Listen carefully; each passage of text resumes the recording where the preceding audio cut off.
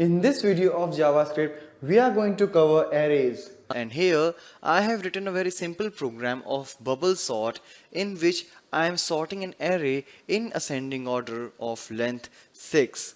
So here in the very first line you can see I have assigned some values in an array like 7, 2, 8, 1, 3, 4. It's random values I have put inside this, and now I want to sort it out. So before sorting, I have just printed the value right here like this before sort, and if, as you know, it's a 6 number of elements are there, so 0 to 5 this loop is running, and I'll print each and every value out there. Now as soon as I print it, I'll start doing the bubble sort.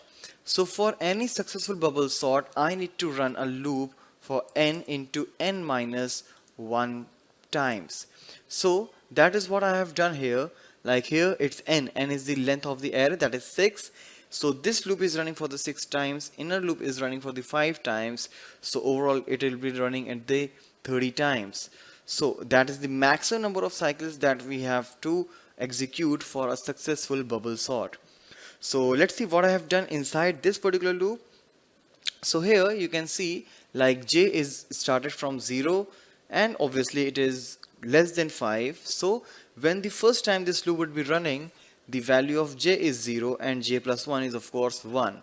So if the value of the earlier value, if the earlier value is greater than the later value, for example j is 0 and 1, so if ARR 0 is greater than ARR 1, of course in this particular case 7 is greater than 2.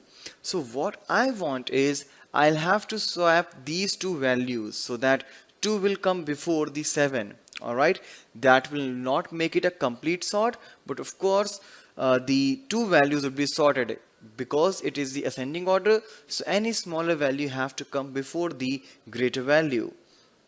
So that is what I have done inside this. Like these 3 lines are simply swapping the values of the 0th and 1th index. So the index or the value of 1th index will be here in the 0th index, and the 7 which is at 0th index will come to the first index. So similarly this loop will go for this 5 times, means 0 to 4 index would be covered, and of course as you can see here in the logic I am putting j plus 1. So the last index is 5.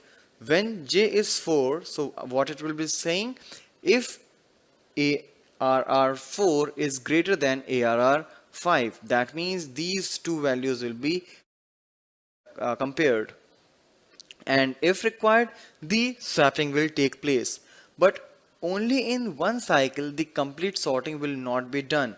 So to iterate this particular concept again and again, I have placed it inside this another loop, and it will make it show like in 30 cycles this loop will be sorted completely, and after that I have printed the loop again in the very same way I have done it earlier.